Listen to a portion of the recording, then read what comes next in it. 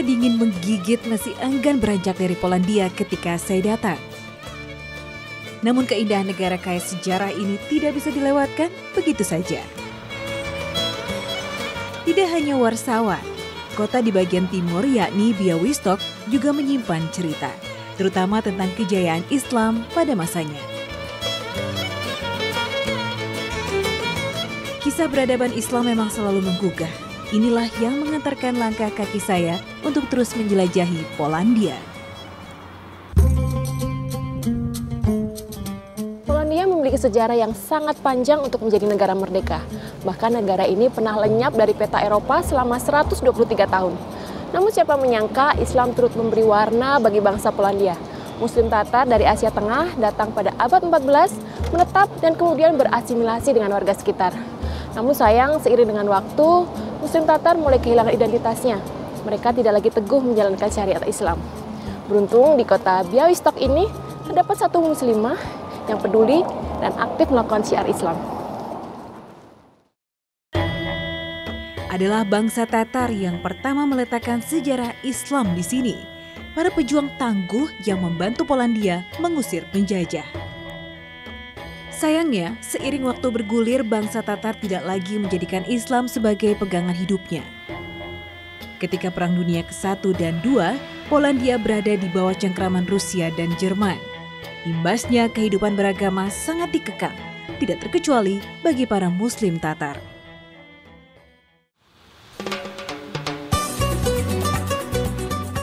Waalaikumsalam. How are you? Alhamdulillah, very good. Alhamdulillah, secercah cahaya datang. Melalui Dakmara, satu dari sedikit muslimah berdarah Tatar yang gigih berjuang di jalan Allah.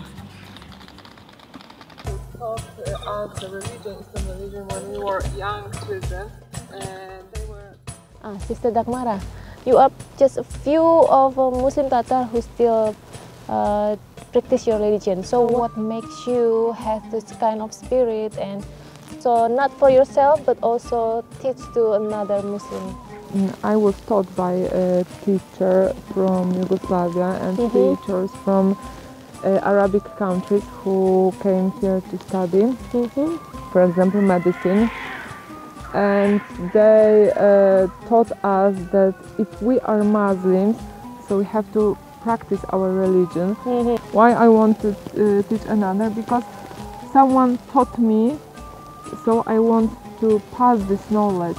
So I am the teacher, and I hope that there will be more and more, inshallah, people like me. Sebaik-baik ilmu tidak akan berguna jika tidak untuk dibagi. Begitu prinsip Dakmara. Alam yaj'al kaidahum. Meski akhir pekan, bukan berarti kesibukan Dakmara berhenti. Perempuan 34 tahun ini punya jadwal rutin untuk mengajar anak-anak Muslim. Karena jumlah anak-anak Muslim di kota Białystok ini sangat sedikit, jadi tidak memungkinkan bagi mereka untuk mendapatkan pendidikan Islam di jam belajar mereka. Sebagai solusinya, di tiap hari Minggu mereka akan berkumpul bersama Sister Dakmara, belajar tentang ilmu-ilmu Islam, huruf-huruf hijaiyah, dan juga surat-surat Al-Quran. Luar biasa melihat antusiasme mereka. Waktu libur, ketika anak-anak lain bermain, mereka masih menimba ilmu dengan penuh semangat. Metode yang digunakan Dakmara juga membuat kelas lebih semarak. Belajar membaca huruf Arab hingga menghafal Asmaul Husna menjadi lebih menyenangkan.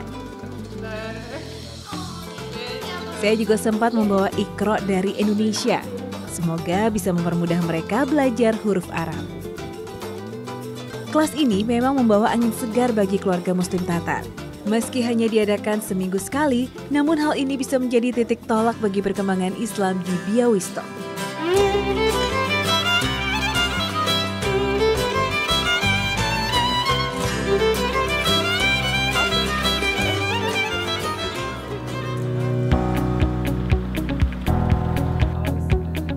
Usai mengajar, Dakmara mengajak saya singgah di rumahnya. Selain aktif mengajar anak-anak Muslim, Dakmara rutin mengenalkan Islam ke anak-anak non-Muslim. Ia menunjukkan pada saya piranti yang biasa digunakan untuk mengajar. Namun hari ini Dakmara punya agenda lain, Ia akan mengajak saya ke Krusniani, satu dari 2 desa asli Muslim Tatar di Białystok. Tentu saja saya tidak akan melewatkan kesempatan berharga ini.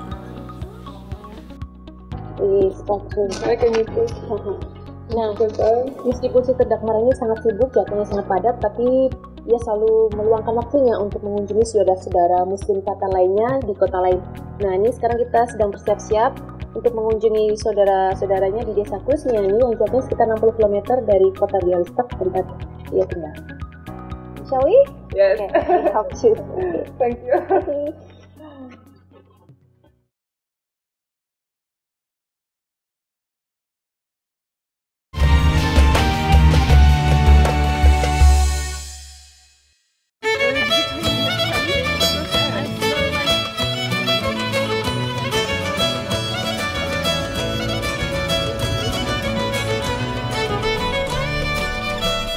Sebelum melaju ke Krusniani, kami akan singgah dulu ke rumah Ibu Dagmara, Sofia, untuk menitipkan Rean, anak bungsunya.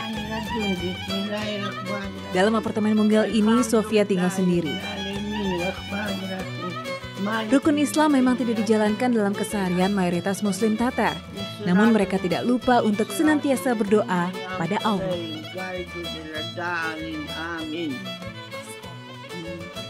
Nah, meskipun keluarga Tatar umumnya tidak bisa membaca atau memahami isi Al-Quran, tapi mereka punya ini nih, Hamayo atau buku doa. Isinya mulai dari Al-Fatihah, ada juga Rukun Islam, ada Yasin. Jadi ini adalah semacam panduan mereka untuk berdoa setiap hari karena ini ditulis dengan bahasa Polis, bahasa Tatar, dan juga ada pengaruh Rusia di sini. Jadi mereka lebih mudah untuk memahami. Dziękujemy bardzo. No, dziękuję, miło bardzo. Jak najszczęśliwiej. Nice to meet you. O, dziękuję, że zaszli. Salam alaikum. Alaikum salam. Rintik hujan menemani perjalanan kami ke Krusniani.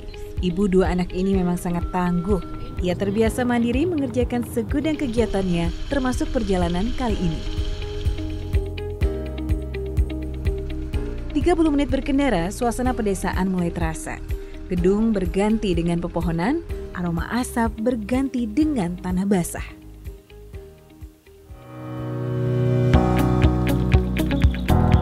Alhamdulillah, sampai juga kami di desa di perbatasan Polandia dengan Belarusia ini. Rumah Zeneta, saudara Dagmara, menjadi persinggahan kami. Witam. Dzień dobry. Janet.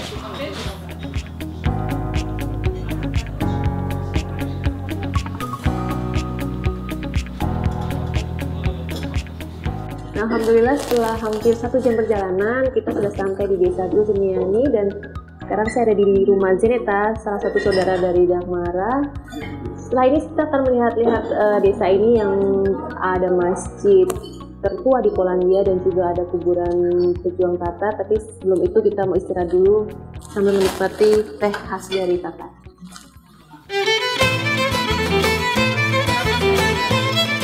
Zeneta dengan cekatan menghidangkan aneka kuliner khas Tatar, sebuah keramahan khas Muslim. Warna kulit dan bahasa tidak menjadi penghalang karena kami adalah saudara seiman. Zeneta sendiri tidak lahir di sini, namun sudah lebih dari 30 tahun ia tinggal di Krusniani. Ia berperan besar untuk melanggengkan sejarah Tatar. Bahkan Pangeran Charles dari Inggris pernah berkunjung ke sini dan mencoba kuliner khas Tatar. Tapi saya tidak mau hanya mencicipi, saya ingin tahu bagaimana makanan Tatar diolah. Nah, mumpung saya lagi ada di desa Krusniani dan tinggal di rumah Ibu Zeneta, saya mau belajar kuliner Tatar. Salah satunya saya mau bikin koudoni. Is it right? Okay. Ini adalah salah satu hidangan khas dari Muslim Tatar yang biasanya selalu tersedia di rumah mereka. So, will you teach me how to make this koudoni? Pani nauczy. Oczywiście, już uczymy. Już, proszę bardzo. Dengan ramah, Zeneta mengajari saya untuk membuat kudapan ini. Butuh ketelatenan dan pengalaman untuk membuat koudoni yang sempurna. Zeneta sendiri sudah belajar membuatnya sejak masih remaja. Drugi etap to etap, kiedy Tatarzy już zamieszkali Nie gotujemy tak tłusto, jak kiedyś się gotowało na stepach, te zioła. Nah, kuliner Kodone ini biasa disajikan pada saat-saat spesial seperti Idul Fitri, Idul Adha, ataupun ketika ada keluarga yang berkunjung.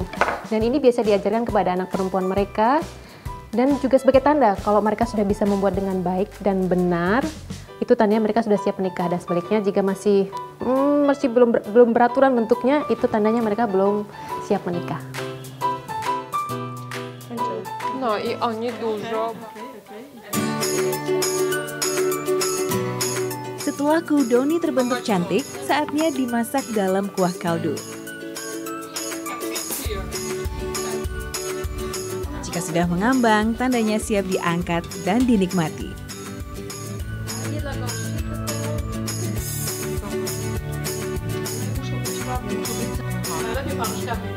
Nah, kalau kita lihat nih, Kodone ini mirip banget dengan dumpling yang dari Tiongkok ya, karena memang bangsa Tatar yang berasal dari Mongolia, mereka membawanya dari sana. Kemudian mereka sudah tinggal di sini selama bertahun-tahun dan meneruskan masakan ini di sini. Jadi tidak hanya keluarga Tatar yang memiliki masakan seperti ini, bahkan ini sudah juga menjadi masakan khas Polandia. So, let's give it a try. Setelah rehat, Dagmara mengajak saya melihat suasana di desa Krusniani. Nah, di desa Krusniani ini adalah rumah bagi Muslim Tatar, karena ketika mereka datang 300 tahun yang lalu, mereka berhasil membantu pemerintah di Polandia untuk mengusir penjajah, dan sebagai hadiahnya mereka mendapatkan tanah di desa ini. Karena itu tidak heran, hingga saat ini kita masih bisa melihat berbagai peninggalan dari Muslim Tatar. Salah satunya adalah masjid yang akan kita datangi sekarang. Inilah masjid tertua, tidak hanya di Krusniani, tapi juga di Polandia. Masjid ini dahulu dibangun oleh umat Katolik pada tahun 1795. Karena bangsa Tatar hanya handal berperang, tidak cakap mendirikan bangunan, tidak mengherankan masjid ini lebih menyerupai gereja. Tidak hanya sebagai tempat ibadah, masjid ini juga menjadi penanda sejarah. Pernah hancur pada Perang Dunia Pertama, dan sempat menjadi rumah sakit Jerman saat Perang Dunia Kedua adalah sedikit kisah yang tersemat. Tidak hanya saya yang takjub, Dagmara juga selalu terkesima dengan masjid ini. Aroma kayu dan suasana syahdu seperti membawa Dagmara keingatan masa kecilnya. Tidak jauh berbeda dengan suasana di luar, di dalam masjid juga sangat sepi. Masjid ini akan kembali pada fitrahnya ketika musim panas dan perayaan Idul Fitri. Muslim Tatar akan pulang kampung dan memenuhi masjid untuk sholat berjamaah. Semoga kelak masjid ini akan kembali ramai dengan doa setiap saat, bukan hanya ketika perayaan istimewa. So, tired? Yes, I am. Hari yang cukup panjang tapi menyenangkan. Saya bisa mengikuti kegiatan Sister Dagmara dari pagi sampai malam, mulai dari mengajar sampai mengunjungi saudara-saudaranya di Krusniani. Jadi saya bisa melihat secara langsung kehidupan Muslim Tatar di sini. Sekarang kita mau istirahat karena besok masih banyak hal lagi yang akan kita kerjakan. So we better get some rest. Dobranoc. Dobranoc.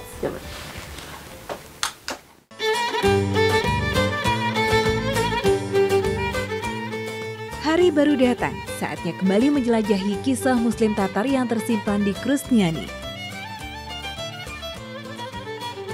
Kabut pagi dan deretan nisan menyambut kami.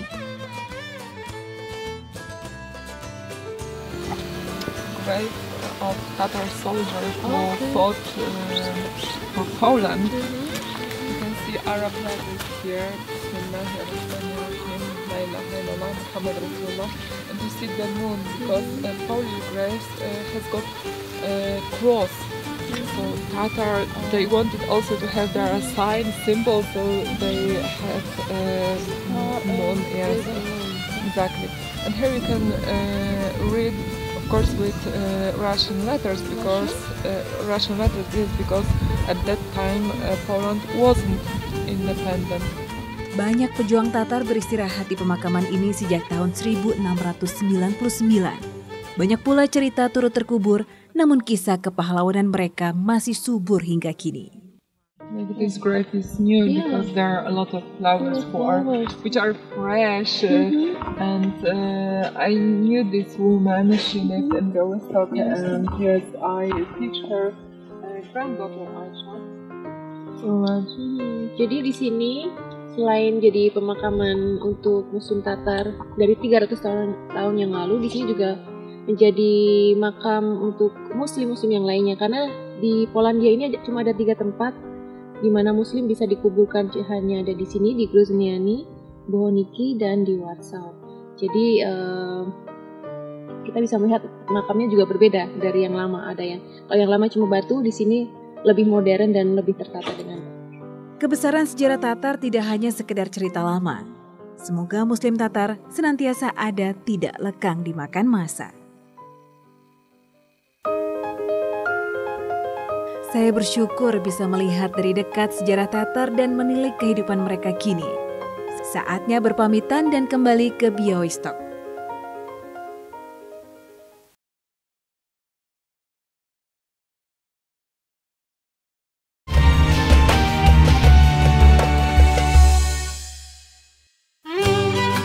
Padat aktivitas Dagmara sehari-hari, tapi ia tidak melupakan perannya yang utama sebagai istri dari Marek Potoricki serta ibu dari Adam dan Rea.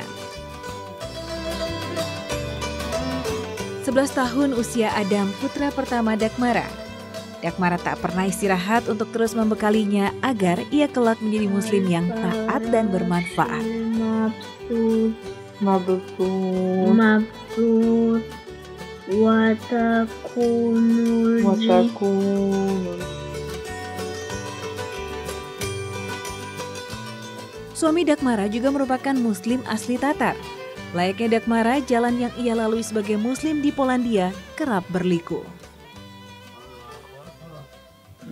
So Dagmara and Marek, what is the biggest challenge living as a Muslim in Poland? And all, maybe not all, but a lot of Polish things that Muslims, that means terrorist. Sometimes I even afraid to go out from home, especially in the evening, because I'm afraid that someone can hit me or someone can scream at me or even take my hijab off, because I'm a Muslim and they afraid of ISIS. The second thing that it's hard to bring our children to be Muslim. Yes, because my child is the one Muslim. For example, Ryan, he goes to kindergarten and we have to ask, can you please don't give to Ryan pork because he is Muslim and he can't eat pork. And sometimes they agree, sometimes they disagree. So even this is a problem. So is it also difficult for you to be a Muslim in your work? Tak, to nie jest też takie proste. Po pierwsze, z przyczyn jakby technicznych, jakby no nie jest, znaczy tak, otoczenie, które nie rozumie za bardzo takie proste. No trzeba nad sobą pracować i mieć dużo cierpliwości i jest dobrze. Alhamdulillah, Dagmara tidak pernah mengeluh apalagi menyerah. Ia bangga sebagai muslim Tatar Polandia yang menjadikan Islam sebagai lentera kehidupannya. Amin.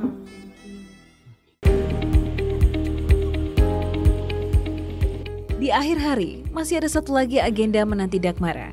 Sekali dalam seminggu, ia menyempatkan waktu untuk halaqah. Ia tidak ragu membagi ilmu dan berdiskusi bersama muslim Tatar lainnya maupun dengan mualaf. Mereka saling mengisi dan berbagi pengetahuan. Besar harapan yang diemban Dagmara. Semoga Allah selalu melapangkan jalan baginya, istiqomah dan tidak pernah lelah berdakwah.